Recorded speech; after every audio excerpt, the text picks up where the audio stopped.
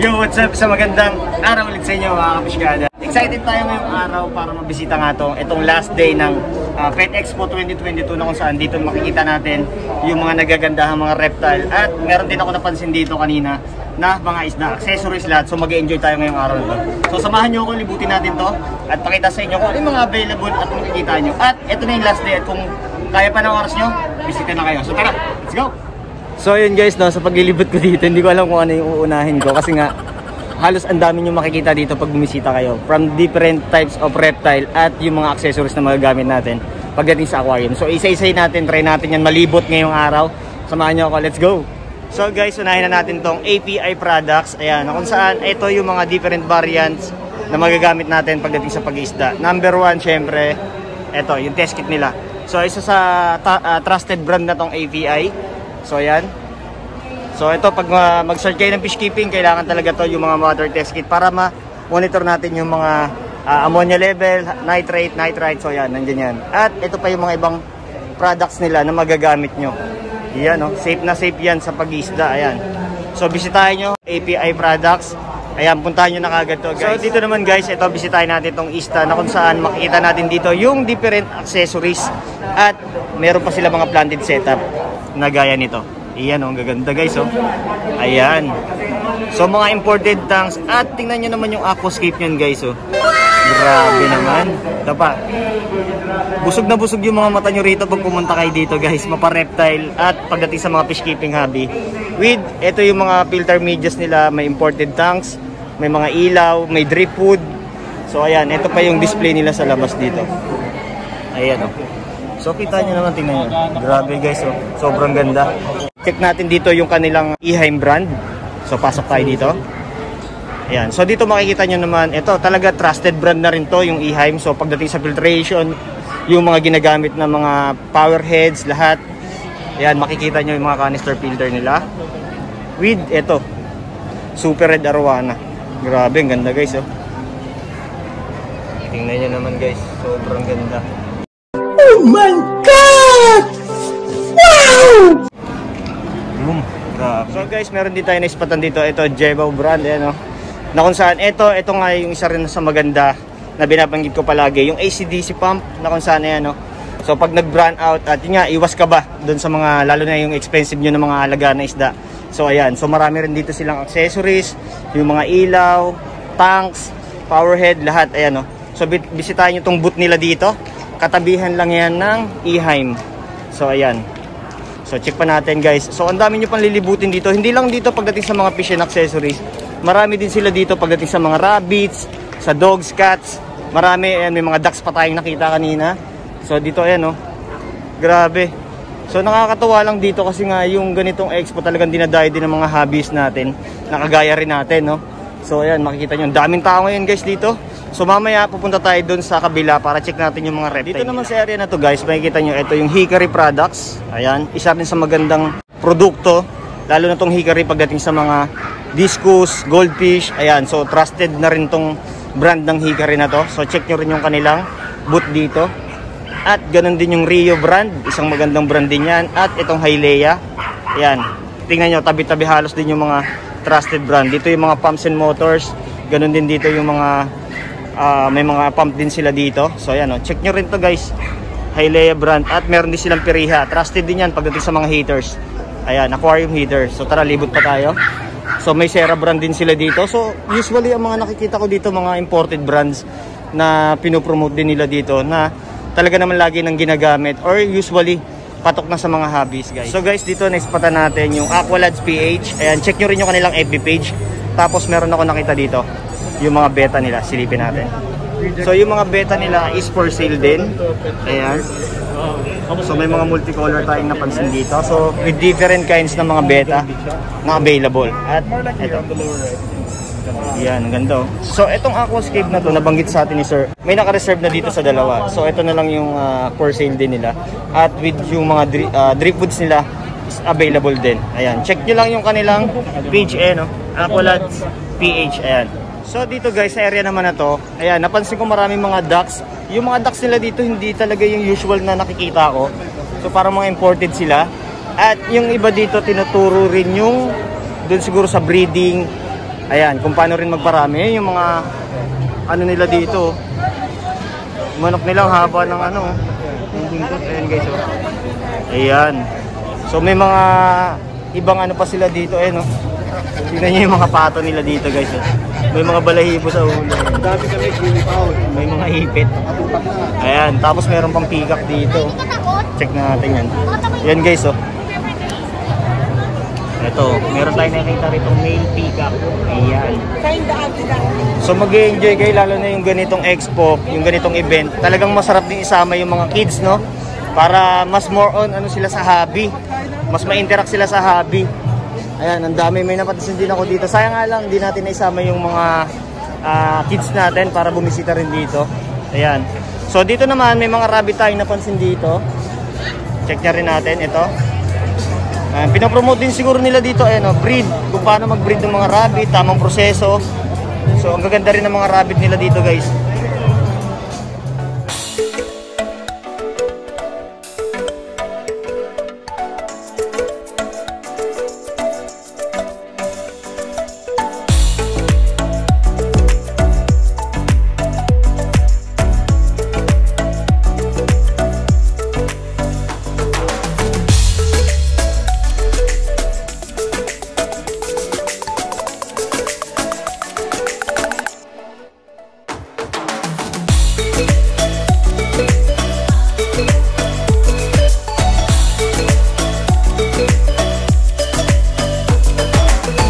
So guys, nandito tayo ngayon sa reptile section na kung saan tingnan nyo kung gaano karaming tao. Ayun. So ayun o, punong-puno ngayon to guys. Sobrang dami ng tao dito. Hindi na rin tayo halos maganda galaw ng maayos kasi ayun o, tingnan nyo kung magkabila. Check natin yung mga reptile nilang makikita natin dito. So guys, eto, naispatan natin tong Lucky 6 Reptile Farm na kung saan makikita natin dito yung with different variety ng mga snakes. Pagdating dun sa mga ball pythons nila, ayan, meron tayong nakita ditong mga... Sir, yung mga ganito, anong ano to? Boa ba siya? Ball python po. Ball python din to? Okay. So yung mga ganito, sir, magkano nag-range yung mga ball python? Sa Mojave natin, 5K. 5K. So ayan. So sir, baka may page kayo na pwede nila ma-visit. Facebook, Lucky 6 Reptile Farm. Yun, so check nyo yan guys. At yun nga, tinan nyo, grabe. Ang gaganda ng mga ball pythons sila dito. So ayan. So maraming mga different... yung mga kulay nung ano nila, oh. Ayan, oh. So guys, dito naman tayo sa Gamma Exotic Hub. Ayan, oh. So check natin dito yung mga reptiles nila gaya nito. So meron tayo mga nakita dito mga ball python. Ayan. So grabe, ang ganda ng mga morph nila dito. Ito, tingnan natin. Ayan, oh. So sir, ito for example, magkano nag-range yung ganitong price ng ball python nyo? Itong pastel fied. Ayan, nasa 50. Magkano po? 50K. Ayan, oh. So for sure, syempre, ano yan sir, with papers yan, di ba? Iyon. So yun ang kagandahan dito guys. Kung kayo ay mag-aalaga ng gaya nito mga ball python, so mas maganda bumisita kayo sa mga legit. Yung talagang nagbibigay din ng mga papers, ayan. So check nyo yung, sir, FB page, baka meron kayong page. Ito po yung FB page namin, yung Gamma Exotic Hub. Ayun, so check nyo yan guys, ayan, para din sa makita nyo yung mga ibang variety ng mga reptile nila, mapaball python. So ayan, oh. So guys, ito talaga yung marami rin nagtatanong sa atin. So ito, may naispatan tayo. Check nyo rin tong Paternity. Ayan, na kung saan guys, ito yung mga mahal nating pets na kung saan ito, tingnan nyo, yung mga sample nila. Tapos, sir, tanong lang tayo kay sir dito. Sir, name nyo po sir? I am Doc Jason, owner of Paternity. Ayun. So sir, bali bigyan nyo kami sir ng idea kung ano ba yung ginagawa nyo dito sa Paternity. Okay, we are in the business of extending their time with their pets after mamatay. Okay. Ngayon, ang nangyayari, pinapadala ng mga owner sa amin, lahat po sila, they are real but not alive.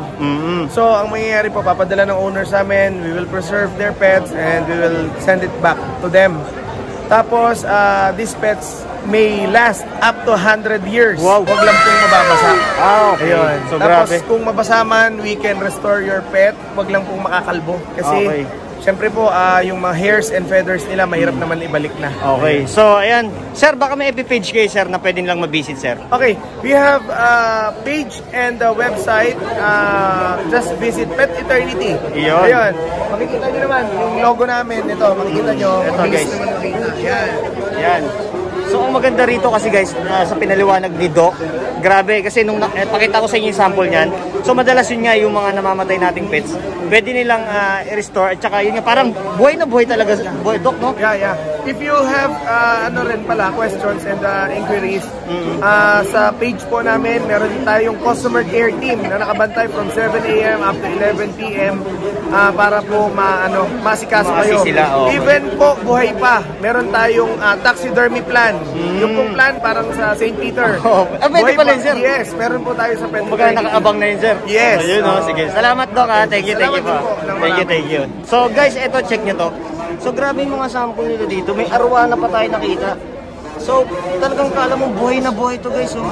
Pero yun nga, yung madalas na mga yung alaga natin, mahal nating alaga na namatay, pwede lang i-preserve at ganito yung gawin nila, guys. So, grabe. Bibihira rin yung mga gumagawa ng ganito. Kaya, saludo rin tayo dito sa Pet Eternity na kung sana yan, no? Meron pang arwana dito. Yan. So, ayan. Yan yung mga sample, guys. So, kontakin nyo lang din. Ayan, Pet Eternity. At yung mga inquiries nyo, pwede nyo i-PM sila dyan at sila, Doc. So, ayan. Doc, thank you. So, guys, ayan. Ito, spot natin again. So, sa mga trusted na mga breeders, ayan, Exotic Empire. At kasama natin si Kerapi at si Ma'am JLC. Ayan. So, masaya akong araw na to dahil nga nakabisita tayo ulit dito. At, ayan, pakita ko lang sa inyo yung mga ball pythons na available nila dito. Ayan. So, ang gaganda pa rin talaga ng mga morph. Yan na lang yung natira eh. Ayan, no? Ito na yung mga natira, pero ang grabe, sobrang gaganda dito, guys. Ayan. Tingnan nyo naman, guys. Ayan, no?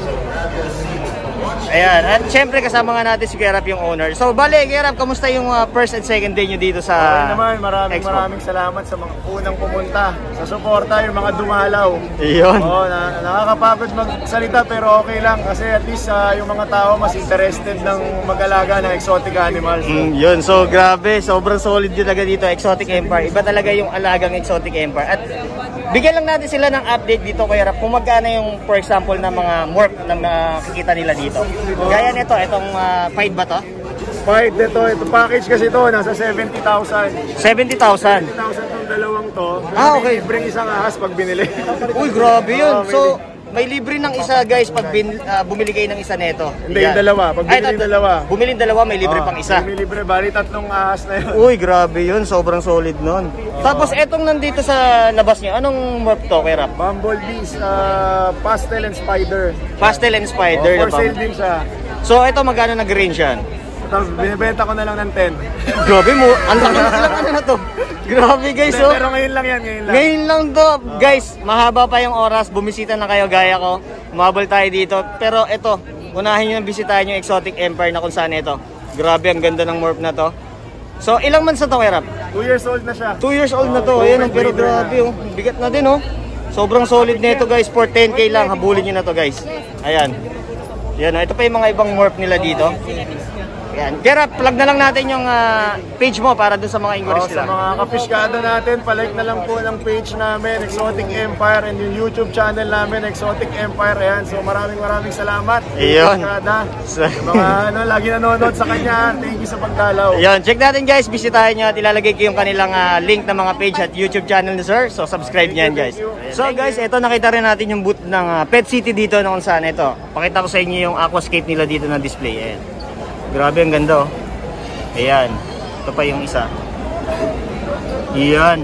So guys, ito para lang sa kalaman nyo, itong Pet City meron din silang branch, no, sa Cartimar na lagi nating nabibisita. At siguro mga ilang beses na rin natin na-vlog yung shop nila. At yun nga, dito makikita nyo yung mga ibang accessories na magagamit nyo sa pag-iisda, from dun sa mga lights, pumps and motors, yung mga feeds. At ito pa, may mga sample sila dito ng mga aquascape. Ayun, grabe, ang ganda na ito, ah. Ma'am, yung mga ganitong aquascape nyo, magkano po siya nag-range? 3.5. Guys, ito grabe, ang ganda na ito, guys, oh. Napaka-solid. Pwede siya sa mga small fish, pambeta. Ayan, marami. At yung mga ibang gamit pang aquascape, meron din sila dito.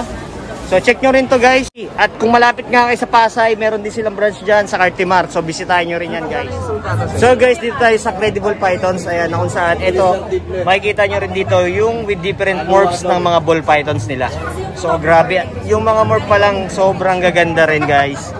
Ayan, so sir, bali, tanong ko lang sir, hingi lang ako idea kung magkano yung mga price ng mga ball python nyo rito.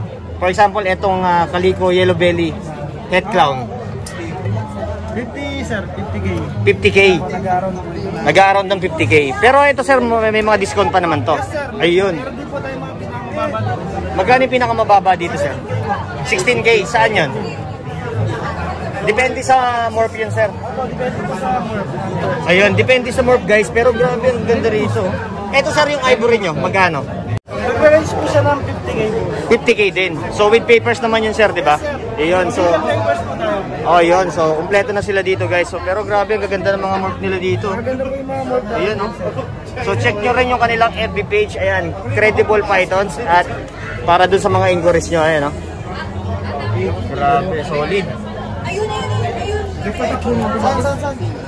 So ayan guys, ito. Nandito tayo ngayon sa 100% exotic. Yung booth nila na kung saan available yung mga merch. So ito, na-vlog na rin natin to. At meron silang branch dun sa Cartimar, Pasay. Maraming mga reptile na nagalat. Marami kayong makikita dito ng mga feeds, no, para dun sa mga reptile nyo. Gaya nito, may mga super worms. Tapos meron tayo dito mga crickets. At may mga dubia tayo nakita. So marami pa, ayan, no. Ayan. Sige, tingnan natin yung sample nito. Ito ay ano yan? Dubia? Madagascar. Ito yung mas malaking parang ipis, ano? Ayan guys. So bisitahin nyo dito yung kanilang booth. Ayan, makikita nyo. Nagkaalat din yung kanilang mga ano dito. Kumbaga ito yung mga feeders. Ayan.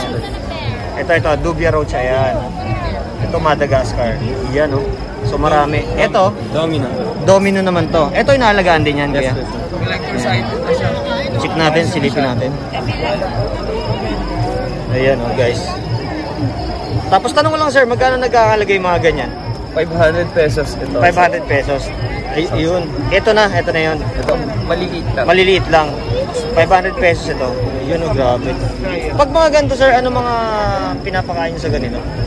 Feeds din. Feeds lang din. Ah, okay, feeds lang din. So ayan guys, bisitahin nyo dito yung booth nila. Sir, baka may page kayo na pwede nilang bisitahin din? Exotic Feeders Philippines. Exotic Feeders Philippines. Check nyo yan guys, para dun sa mga, kung naghahanap kayo ng mga pakain dun sa mga reptile nyo, maraming available sina sir. Ayan. So salamat sir ha. At ganun din, 100% exotic. Ayan, bisitahin nyo yan. So lagi tayo napapabisita niyan sa Cartimar. So marami rin sila mga reptile talaga nagkaalat doon guys. So guys, ayan, bisitahin nyo to guys. Ito, na-spatan natin to. Corn Snake Unlimited. So ito talaga na-intriga rin ako kasi since nag-aalaga tayo ng mga pythons. Pero ito, tingnan nyo guys, yung parang lilit talaga sobra nila oh. Ayan. Balita ako, sir, maganda to sa mga beginner din. Yes, tama ba ako? Yes. Iyon. So sir, bigyan nyo kami ng detalye dito sa corn snake na to. Okay, corn snake is family of rat snake, bali they also known as red rat snake, na originated in US. So ngayon, kaya siya tinawag na corn snake kasi mas madalas siya nakikita sa cornfield. So Maisan, no? Maisan, pero hindi yung maisang kinakain niya, okay? So yun kasi nagiging maling perception natin sa corn snake eh. Ah, okay. So kinakain niya doon yung mga daga na pumepeste doon sa mais. Wow, so parang nakakatulong pa rin talaga sa ano to. Kaya doon siya discover, and also yung belly pattern nila. Kung familiar kayo doon sa yun nga Indian corn yung kernel, yes, parang yung black white na may black, yes. Ayun, parang mais. Yun, resemblance siya nun. So nag-ano sila as nag-decide sila to be corn snake, yung itawag doon sa common name niya. So ayun, pero sa sobrang tagal na panahon na binibreed sila in captivity in US, and nakarating na sila sa iba't ibang panig ng mundo until makarating sila sa Pilipinas. So they are all captive bred na. Yun, ngayon, sobrang docile na nila. I mean, kahit yung hatchling, pag kinuha mo, they're already tame. Hindi sila kumakagat. Idea lang sir kung magkano yung price ng mga ganitong hatchling na to? This one naman is hognose, different. Hognose, different, okay. Hognose. Okay, Hognose is different from the corn snake. So medyo mas mahal siya. The hognose price for the normal is 15 and 23 for the albino. Okay, so Different mutations, different prices. So nakadepende yung price sa morph. Yes. Naispatan natin to, White Dragon, Reptile Farm Philippines. So kung kung mahilig kayo sa mga birdie dragon na gaya nito. By the way sir, name nyo po? Hi everyone, my name is Norman Rocuse from White Dragon Reptile Farm Philippines. Ayun. Sir, tanong mo lang sir, magkano nag-range yung mga birdie dragon natin dito? Our birdie dragon sir with legal papers po, it starts from 4,000 pesos only. Uy, mura. And on top of that, we provide you guys 1 month health warranty. And we create a group chat with our private veterinarian for your after sales. Yun. So sir, FB page para sa mga inquiries nila.